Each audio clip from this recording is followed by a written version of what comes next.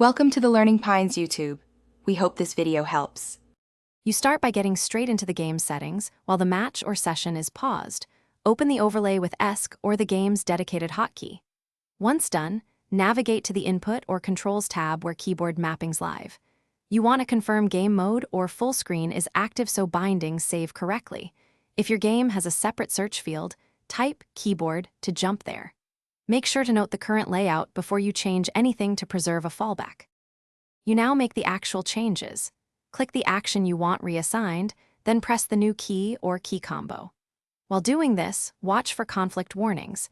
If a key is already used, unbind or pick another to prevent input overlap.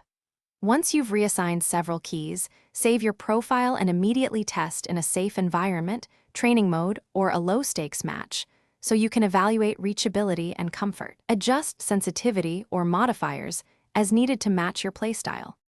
Finish by saving to a named profile so you can quickly reload this layout later. Export a copy if the game supports it. If keys do not register, make sure no overlay or macro tool is intercepting input.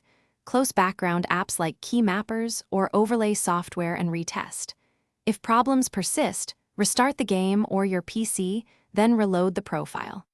As a tip, restore your original layout only after verifying the new one is irreparably broken to avoid losing custom tweaks. Thanks for watching. Consider subscribing if we helped you.